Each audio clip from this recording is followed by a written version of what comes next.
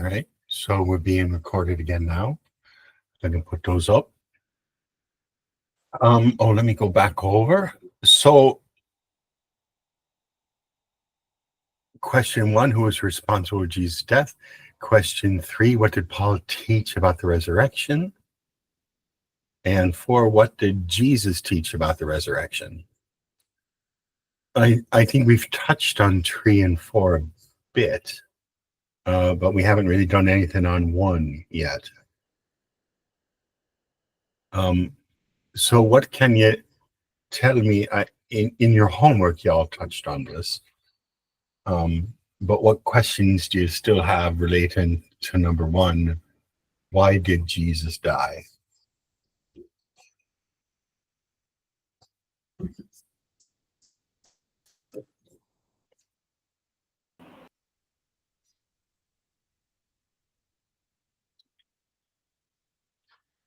Father? Yep. A very big question. A lot of answers, Various factors that the paper that you sent to us contains a lot of information.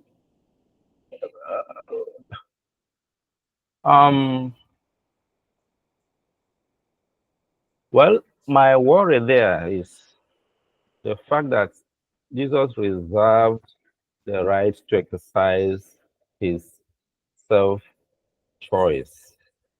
Okay? He could have, said either this or that, but he just closed up on that. Every other factor, yes, there is sense in that from the Jews, Pilate, Romans, Sadducees, Pharisees, the disciples, even God, who abandoned him at the nick of time. But my own worry, why did he just keep calm? He never said this, he never said yes, he just decided not to exercise any, to take any stand on that. Why? Mm-hmm. You have a first cut at an answer yourself.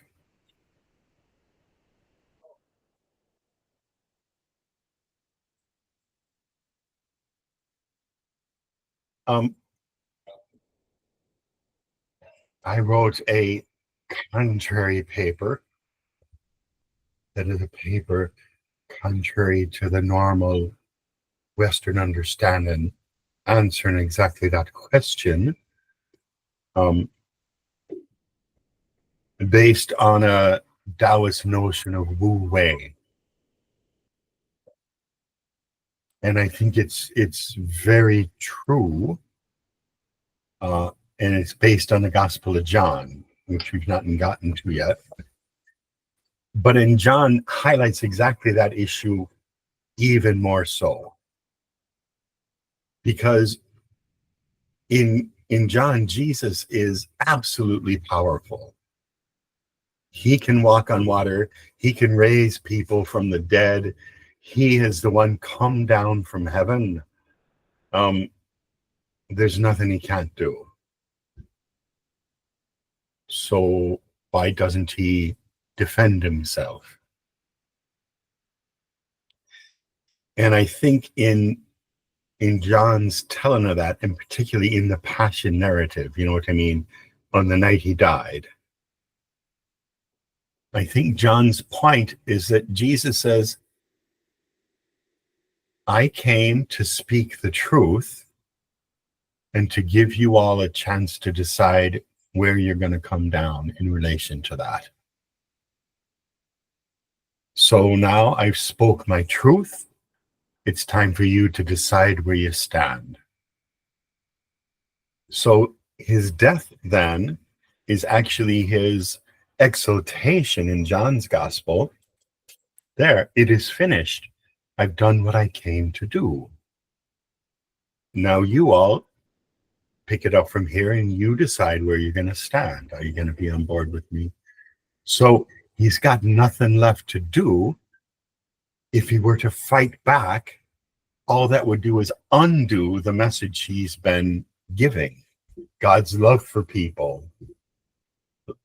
I have this picture in my head. Jesus in John's gospel is so powerful. His hands are nailed to that cross, but he could easily pull it off of the cross. Right? He's got to kind of hold his hands on there. If he can walk on water, he can step off of the cross. Why doesn't he? If he took his hand off of there and those guards are standing there, charged with keeping him on that cross, what's his next move? Strike the guard? Kill the guard? Fight back? No. He didn't come to fight. He came to witness to the truth, and he's done that. And he won't get drawn into a fight. So he says, you want to kill me? Kill me. That's your choice. I came to witness to the truth, and I've done that.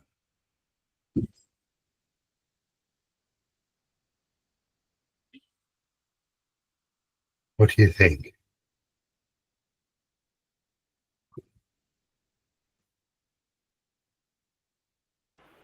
What interests me in the whole passage is one sentence that the writer puts, that in all of this, that Jesus came not to fix guilt, okay? Not to fix guilt. So that is purely contrary to his teaching.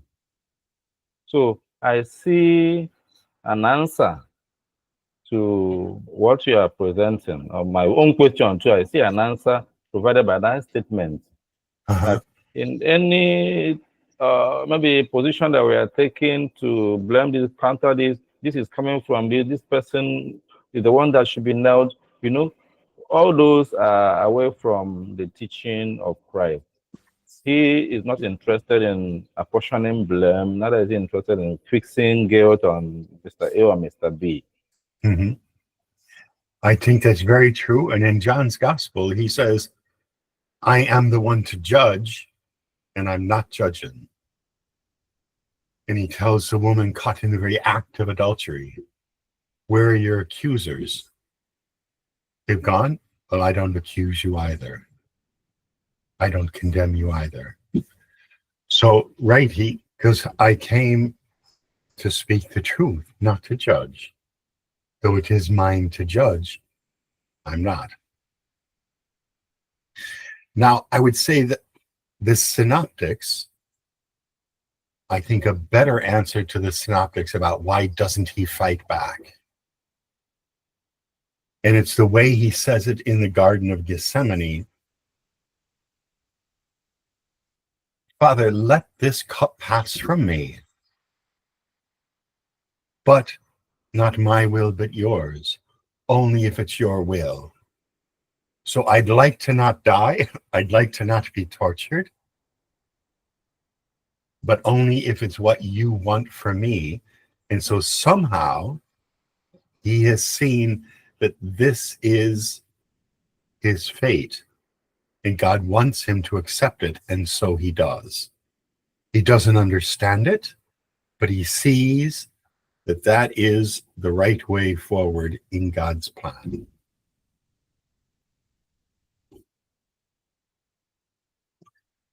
In John, he understands it. In the Synoptics, I think he doesn't understand it, but he knows this is God's plan. And so that's the most important thing to him.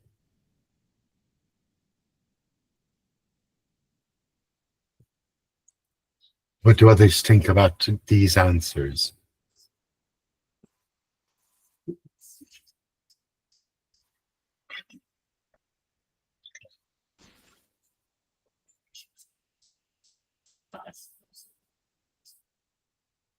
No thoughts at all. I'll go ahead, Titus and then Gabriel. Thank you very much, Father. I'm just wondering and imagining at the same time if the Sadducees or the Pharisees or let me say, the Jewish people, they had not pressed on with whatever disagreement they had with the sayings of Jesus, and they had, let's say, forgiven him, let him go, what would have been the next plan of God? So, right, we can only speculate. Thomas Aquinas had a very interesting article. He said, because of scripture in the Old Testament and the predictions, the Messiah had to suffer, had to give blood, had to shed blood in order for us to be saved and forgiven. But the first time Jesus, as a little kid, fell down and skinned his knee, he shed blood. So could we have been saved without Jesus being crucified? Yes, we could have. So why did God then let this happen? And he comes up with several reasons which just make it seem fitting. Like that Jesus loved us so much, he'd even be tortured. He'd not fight back. People would see what it means to really pour yourself out for others, right? We would fall in love with this person who so loved us that he went through this for us.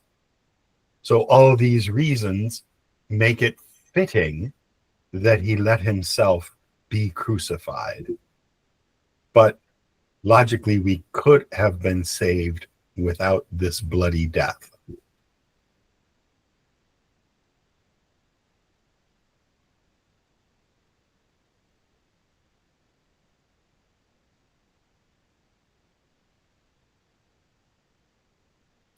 And or in our reading for next week, you'll see things like, what if even in John's gospel we didn't have the first chapter, the prologue? How different would our faith be? Yeah. What if the tomb wasn't empty? Right, have you ever heard this argument? Was the tomb empty? Because when you and I rise from the dead, our body's still going to be laying in that grave, right? Could Jesus's body still have been there? Why does our faith hinge on the fact that that tomb was empty?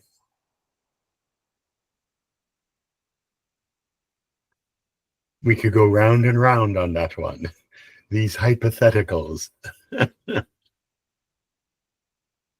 I think the best argument against it, Raymond Brown made, saying his disciples never would have been able to proclaim his resurrection as forcefully as they did if there was a body there, because they couldn't separate. Greek culture can separate a soul from a body. They're two different things. He can be alive and that body is there. But for Hebrews, they couldn't conceive of such a thing. But that's him. That body is him. So he can't be risen because he's right there. So it's kind of God working at their level so that they could understand. God made that body disappear, even though God didn't have to technically make that body disappear to resurrect Jesus. Because our bodies don't disappear when we get resurrected. We still have the bodies of the saints that we know are in heaven, or we couldn't proclaim them as saints.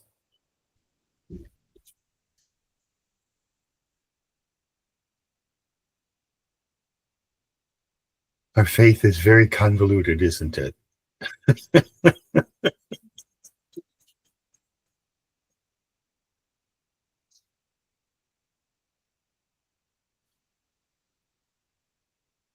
We have to accept it to avoid being anathema.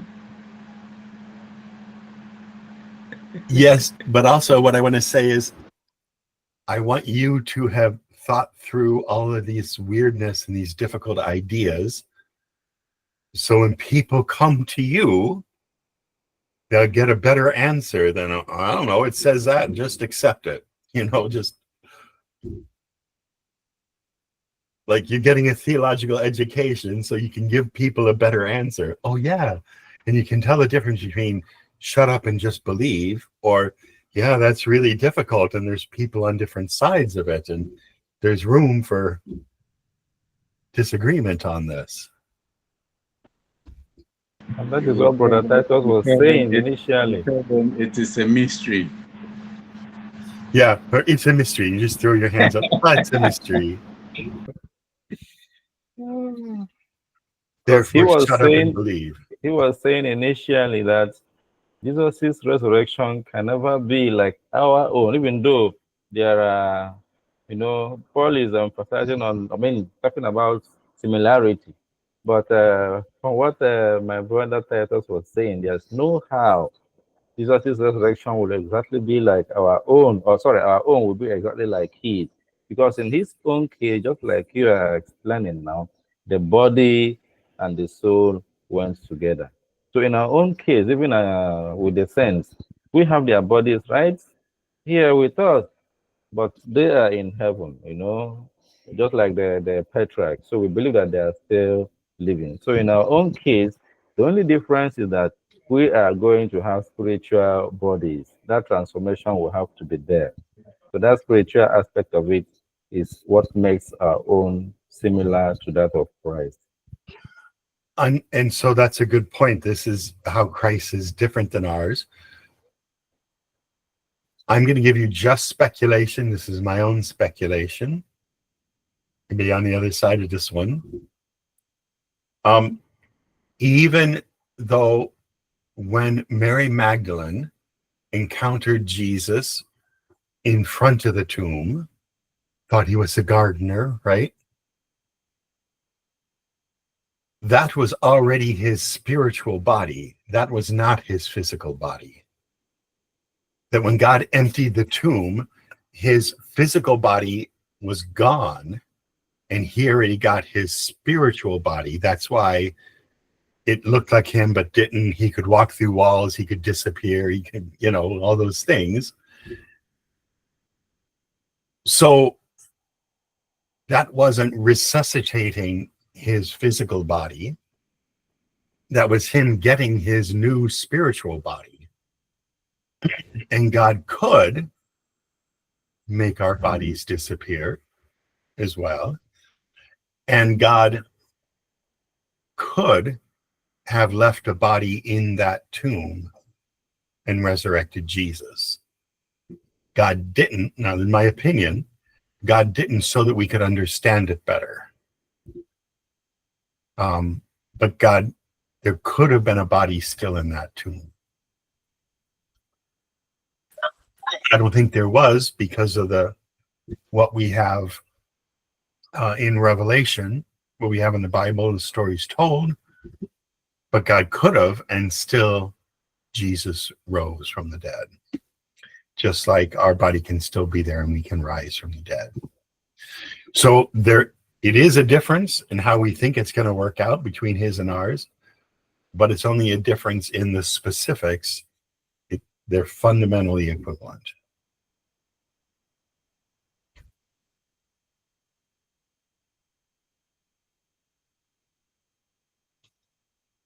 And that's, I think, a very Pauline thing. He was just the first, but what happened to him will happen to us. And if it's not going to happen to us, then it didn't happen to him. If it didn't happen to him, then it can't happen to us. They're the same. But, right, our bodies aren't going to disappear. So that is one difference.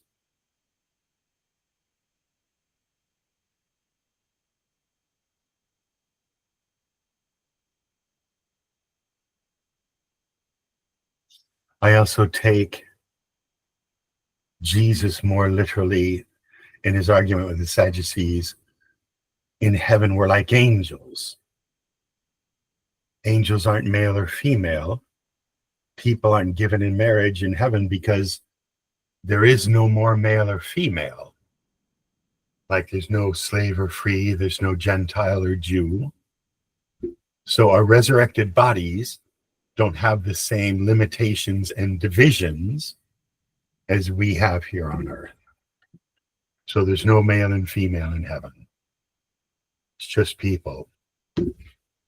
Oh, and our pets are there too, and everything that ever lived. God loves variety, created that variety, lets all the variety of life live.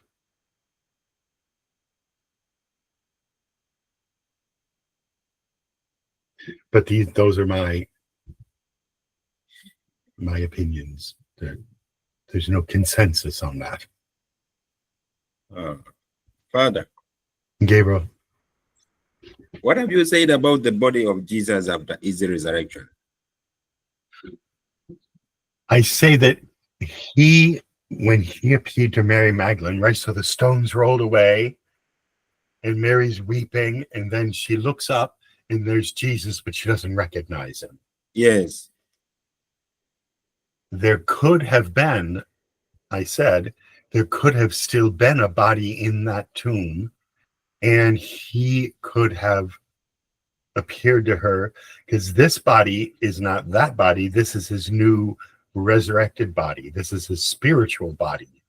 It's not even made out of the same stuff as that, because now it can walk through walls and disappear and all those things. Oh. Yeah, I was trying to connect with how Jesus appeared to Thomas, and he thought Here, come put your hand, yeah. And yeah, as if we had still a physical body. And and there's a whole meditation in the Fathers of the Church. What's the only human creation in heaven? Mm-hmm. The wounds of Christ. Everything else in heaven is created by God. God gives us our spiritual bodies, right? Yeah. What's our one mark in heaven? The wounds of Christ. We made those. Although I would think it's a pious sentiment that I don't buy, because I would take what Isaiah says that Jesus affirms: there's no more tears in heaven. We are perfected in heaven. So Jesus has his wounds again as part to show it's really him, but then those can disappear, reappear. You know, they're not permanent wounds. We don't have permanent wounds in heaven. Heaven is a place of perfection.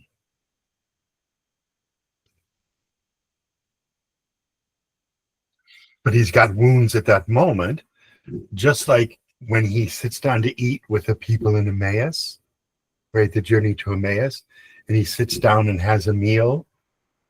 And in the breaking of the bread, they recognize him. Was he hungry? Did he have to eat? Because, man, I'm starving. I haven't had anything for 3 days. Give me something to eat. No, it's a symbolic gesture to sit down and have a meal with them.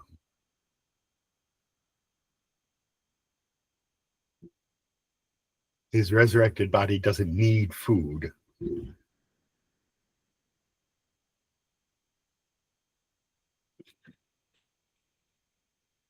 Go ahead. Gabriel, I can see those wheels turning.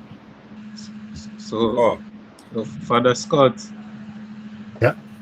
Yeah, so who are those going to live in the mansions that he has gone to prepare for us if there's not going to be a man or a woman, there's not going to be any form of earthly institution, and there's not going to be a soul with a body?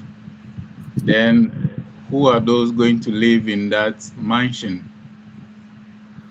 Well, there's never anywhere, when you get into Christian anthropology, there's never anywhere where there's a soul with a body.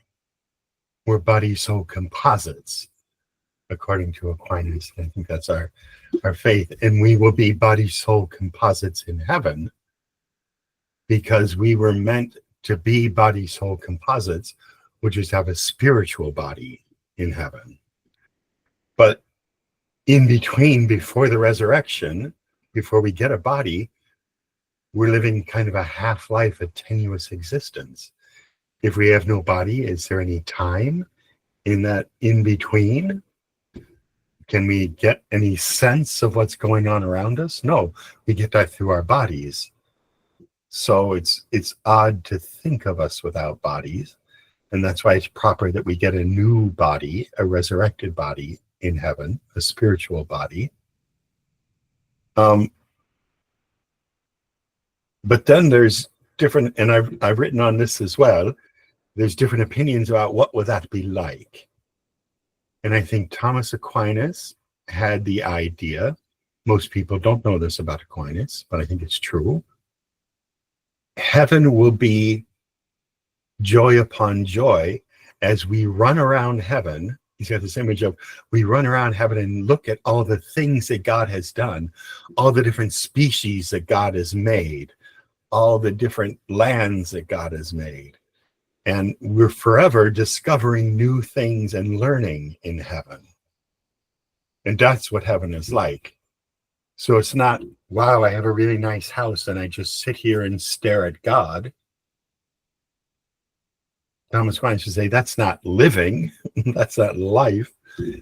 So I go against this idea of heaven is the eternal stare, beholding the glory of God and stuck in the moment, because that's not eternal life. Life implies movement, and for us, growth. And so heaven is, use a phrase from Paul, glory upon glory. And we are forever learning, forever improving, forever opening ourselves to even more and more joy.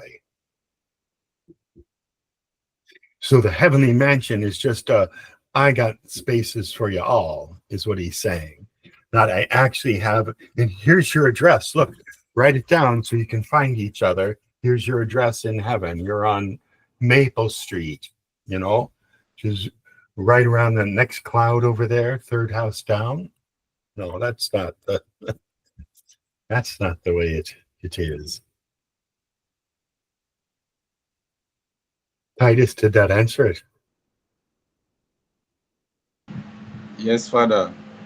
But for me, I think that is unfair, because me living on this earth, if by God's grace I will make it to heaven, I would like to be able to recognize the next person. At least, like, this is Brother Mark Anthony, this is Brother Gabriel, this is Father Scott. So if I don't see the persons I know, at least it gives me some form of consolation that, oh, so this person I knew, he's not here with me. It's because, you know, he was very wicked to me.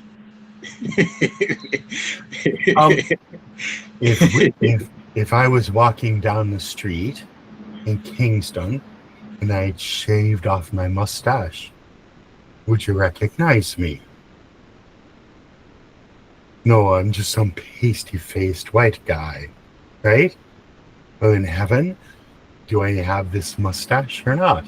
Because I haven't always had it. Many people don't recognize me with it. Yeah, that's what I'm saying. For me, I would have prayed or wished that we are able to recognize ourselves, so that we get to know those who went to hate, that is hell, and those who went to hell, so that we can determine as to whether God is truly fair or not. We don't want a situation. You're not sure God is really fair, and you're going to check it out. I have my list. If so and so is here, no. Yeah, because there are some people we have known. For me, I'm not expecting that if I'll be in heaven, they should be there. Right, but if you're in heaven and there's somebody who shouldn't be there, then how often should you forgive them? If you're going to think, I don't want to come to confession to you. I'm just joking. I'm just joking. I remember, sorry. Go ahead. Yes, thank you, Father.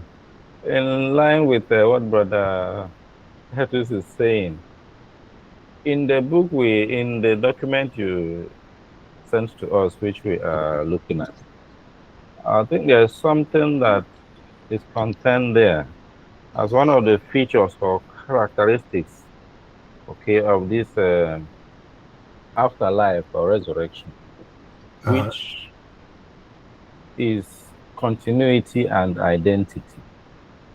Continuity and identity. So right. That continuity implies that life goes. That's why maybe Magdalene was able to recognize the faith that she knew when Jesus was alive. Okay. In our own case, that is identity. Continuity is only kind of a change, the transformation that we are talking about, putting on a new body because we are going into a new environment. So I think to that extent, one should be able to recognize another person in the life after. Yes, but am I only recognizable by my physical appearance? Am I stuck being a pasty-faced white guy forever, even in heaven? I'll never get lovely brown skin. It'll never happen.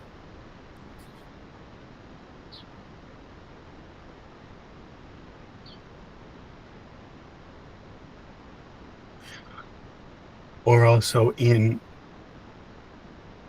it's a stretch. You know, when Paul says, there is no slave or free, there is no Jew or Greek, there is no man, no woman, he's talking about everyone is equal in God's eyes.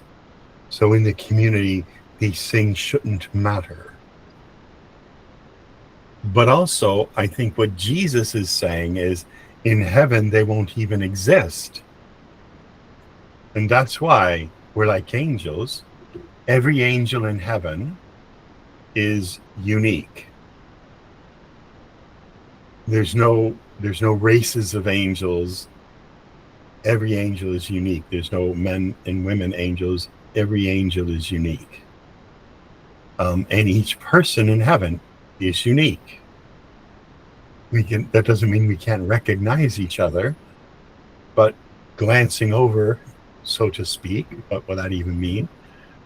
Will we know it's them at first glance, or will we say, oh, right. Yes, I see that now.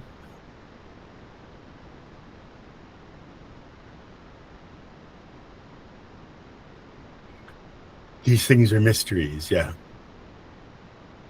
And I think what Paul is saying is that, and we could go round and round on this, but let's not lose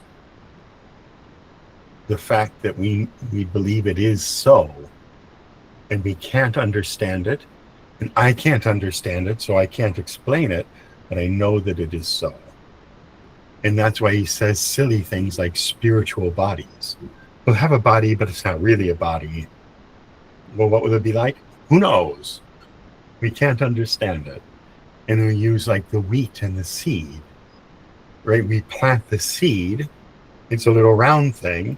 And what grows is this plant that looks nothing like the little round thing. well, all I see here are these kind of bodies. What will that grow in heaven? Who knows? What will that be like? It's not like the seed, but I believe it's something, but I can't know what it's really like. I think that's where Paul comes down in his readings for today.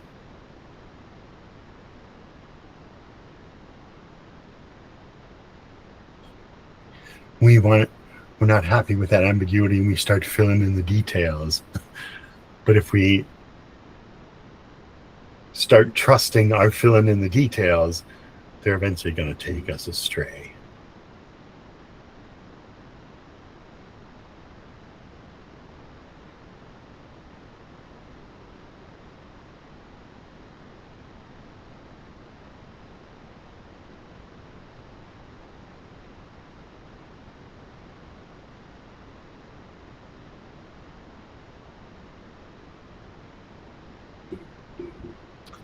What time is it? We got plenty of time. Yeah. So other questions about Paul and the resurrection. We didn't get yet to how does Christ fit into Paul's view of the resurrection? Except for the obvious, if he didn't rise, then we're not going to rise. And if we're not going to rise, not only is our hope in vain, we have nothing to hope for. If everybody dies and that's it, well, then life is pointless. There is no hope. Because as the psalm says, we die like beasts.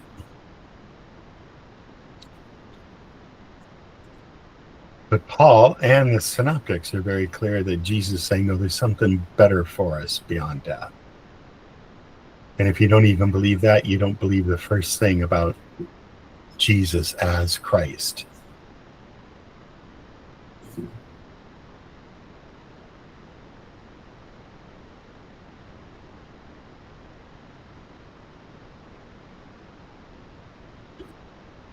So, let me ask you a hard question. In what way is God responsible for Jesus' death?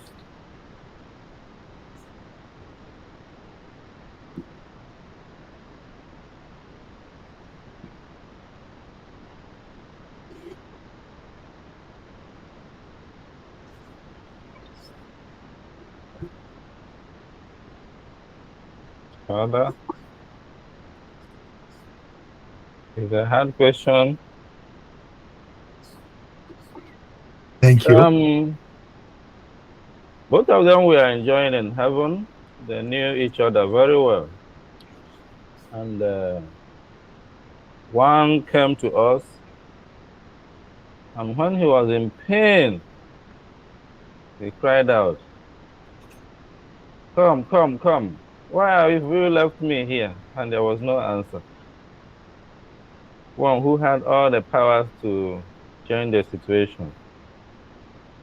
I think for me, just like the disciples in their writing, who had all the evidences, they were with him, who would have come at least to testify that, look at the true situation. They ran away, they deserted him. So that made the disciples of Jesus part of the whole issue we are discussing.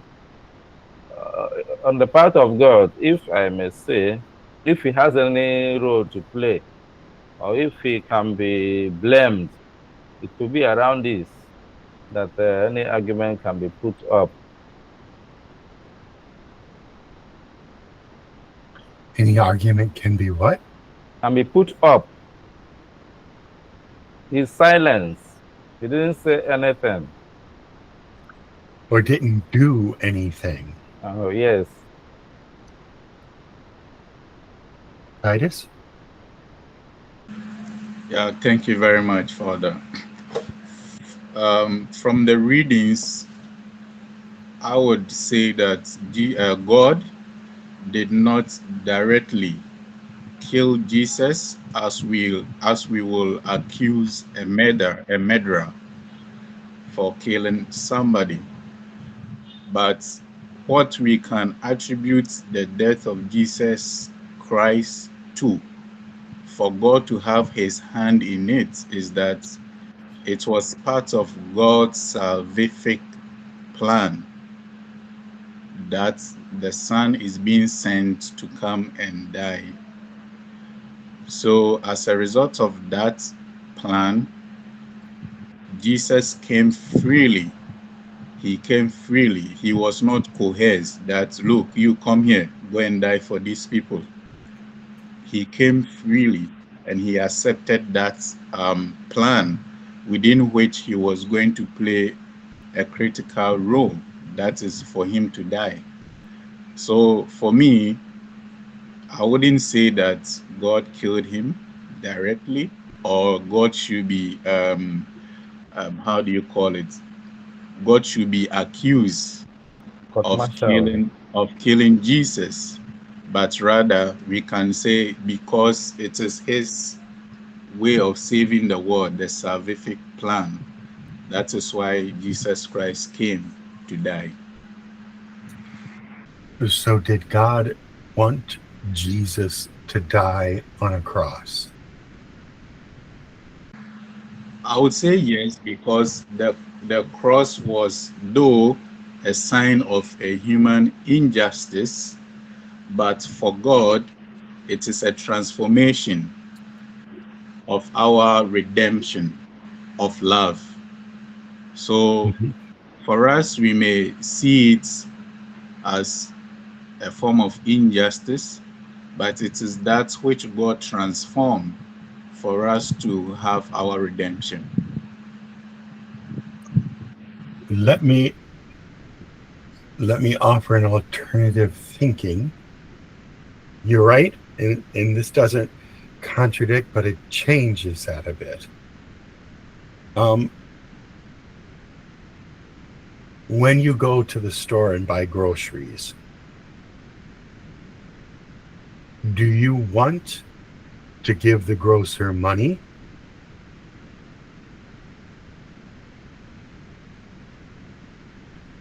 No. No, I have to. Right, you want groceries. That's what you want. And you're willing to part with some money in order to get the groceries that you want, so you have something to eat. God wanted, and Jesus wanted our salvation, and was willing to pay with the Father's Son's death and the Son with his own death in order to get what he wanted, which is our salvation. So that's what God wanted, and was willing to pay the price in order to get that. If that's so, then maybe, not necessarily, but maybe we can say that God is willing to, that by Jesus dying on a cross, God can better save us than if Jesus would have just died of old age, or if he would have died in battle, or something else would have happened.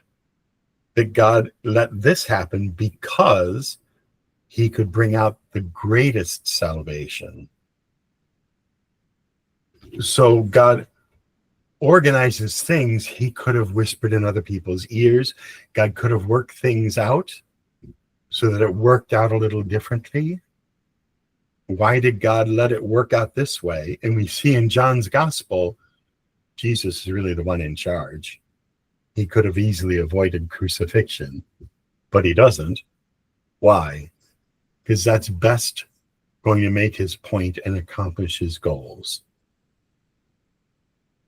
So he doesn't kill himself, but he allows those who want to kill him so that they can ultimately see the folly of their ways. That's the only way they're going to see it.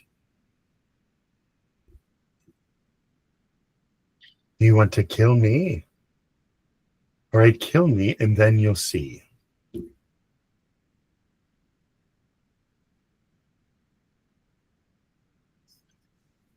Gabriel. Father,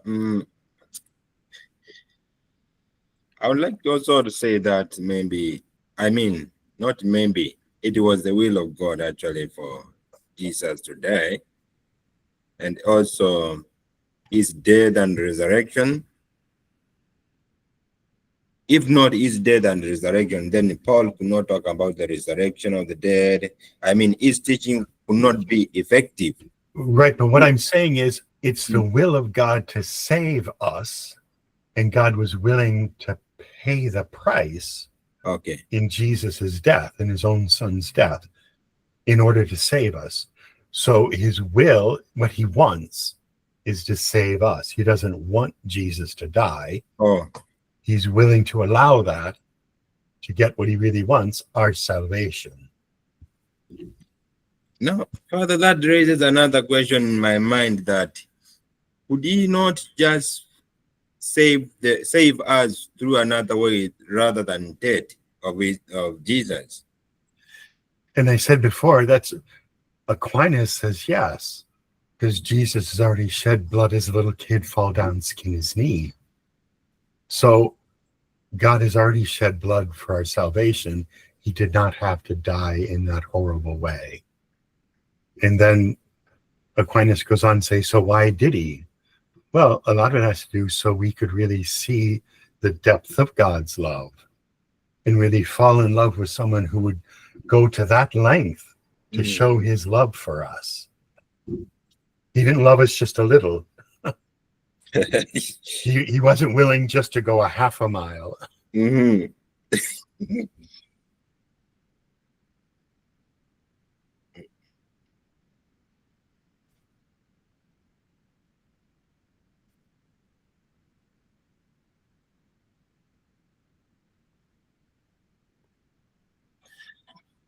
The reason it's important to tease those kind of things out in some way, we can never know, we can only speculate, but the way we speculate turns God into a loving parent or a monster.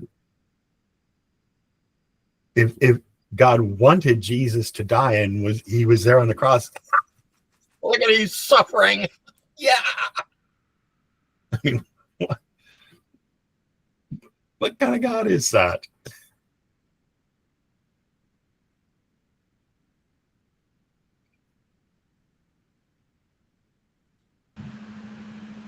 Father, if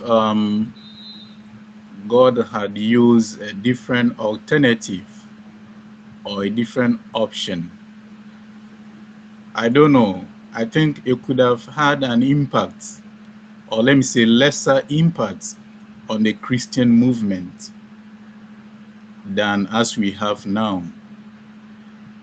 Right. I mean, I'm going to make a joke here. If God had not had Jesus die on the cross, the church might be in favor of the death penalty, for instance. Right? People might be in favor of the death penalty, but since Jesus died on the cross, of course, we all are against the death penalty.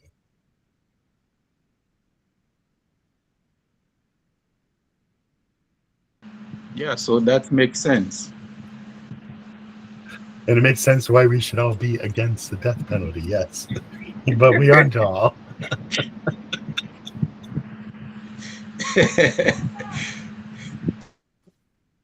The first Dominican preaching I ever heard before I was a Dominican, I'd never met the Dominicans.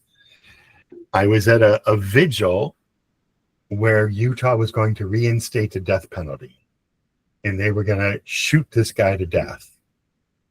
And we're there outside the prison as this happened in protest. And a Dominican got up in habit. I'd never even seen a habit before. He got up and he said, "Our God was killed by the death penalty. Of course we are against the death penalty. It was like, wow, that's pretty clear. Like, why is there anybody on that other side there? Or anybody who calls themselves a Christian? The truth is, there are people who call themselves a Christian and they're for the death penalty. So, in answer to your question, all these hypotheticals, yes, and even then, we still don't get it. People are a walk-in bundle of contradictions. And God's probably in heaven often going, didn't you?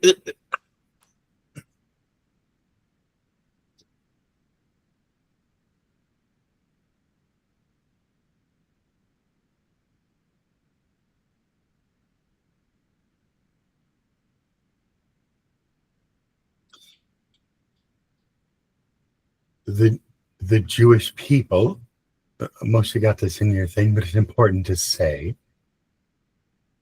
were the Jewish people responsible for the death of Jesus?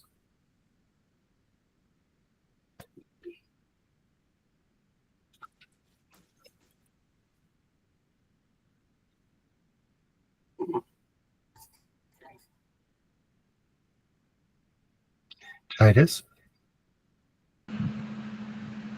Yeah, so I would say that is no. And I mean, the readings also categorically reject that assertion that all the Jewish people had a hand in the killing of Jesus. So in deductive argument, we would say that this preposition or premises is false. We cannot even say that it is true, because if you say all the Jews, you are referring to even the one who was born just today. So according to the writer, it is only some few leaders among the Jews who had their hand in the death of Jesus. So it is rather, it will be an unfortunate statement for you to say that all the Jews, they had their hand in the killing of Jesus. So I agree with the writer, that is Gorgian, that it is only some leaders among the Jews that rather had their hand in the killing of Jesus. Yes, and in John's Gospel, it said all the Jews said, yes, kill him. All the Jews. What does that mean then in John's Gospel?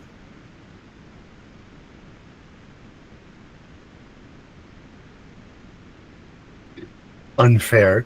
You'll see next week when we do John's Christology.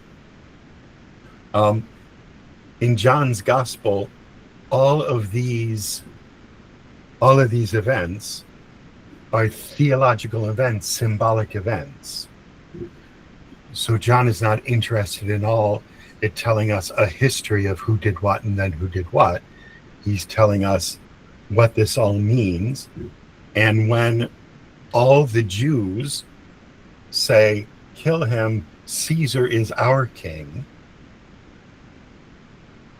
what John is saying is, all of us, you and I, all people are complicit in turning our backs on Jesus and turning our placing our trust instead of in God, in Caesar, in politics, rather than in God. So you and I are just as implicated in all the people said, kill him. And it's important to see that, because for a long time the church did say Christ killers, Jews are Christ killers, and so they can be killed. so they don't have the same rights as other people.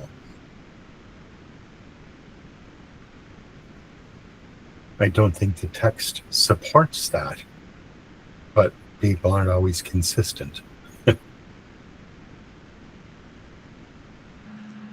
But Father, I think sometimes if we are going to be advantageous of associating ourselves to certain events of time, we don't mind the disadvantages we cause to the other opponent. So for me, I think in this context, maybe in John's gospel, they realize that that new movement that is going to spring up as a result of the death of Christ, they are going to be very advantageous, or they will be well positioned if they attribute the death of Christ to the Jews. I mean, all of them, implying that the whole of this group, they are against us because they killed Jesus. So there will be a greater impact emanating from this position, rather than to say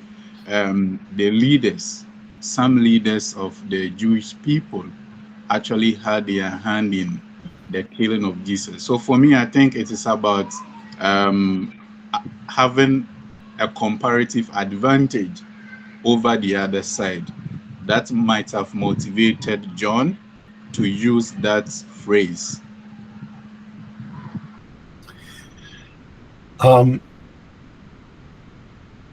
Yes, and people argue that position. I might say, but we can't demonize people in order to score points. Jesus would never do that. He would point out when people were at fault. You Pharisees, you are whitewashed sepulchres, you vipers brood, because you're doing this. But he wouldn't make up dirt on his on his enemies just to score points against them. And so I don't think John would do that either in the gospel.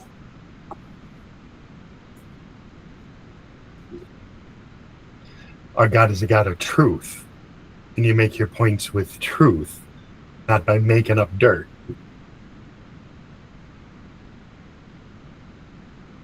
Who makes their points? Who wins an argument by making up dirt? The Prince of Lies. That's not our guy, I hope.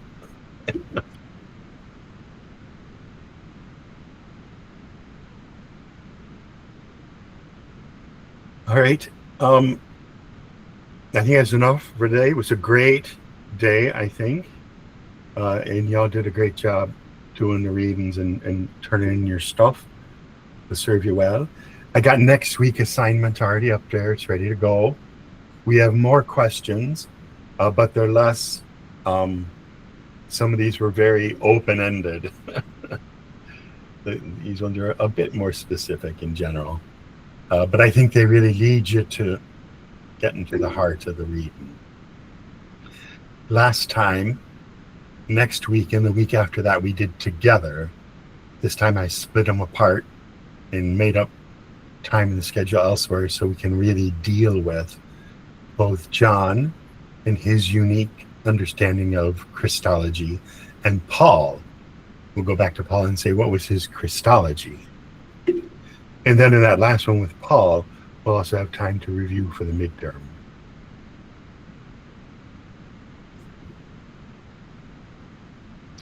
All right? Yes, Father. All right. So see you next week. Thank you, Father. Thank you, Father. Oh, Ciao. and before we go, could somebody text me Moses's telephone number? Because then when I put the video up, I'll text him and say it's up. Okay. You can email it or whatever.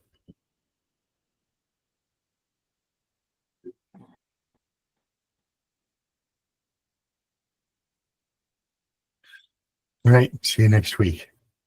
Okay, Father. Okay, Father, enjoy the rest of the week.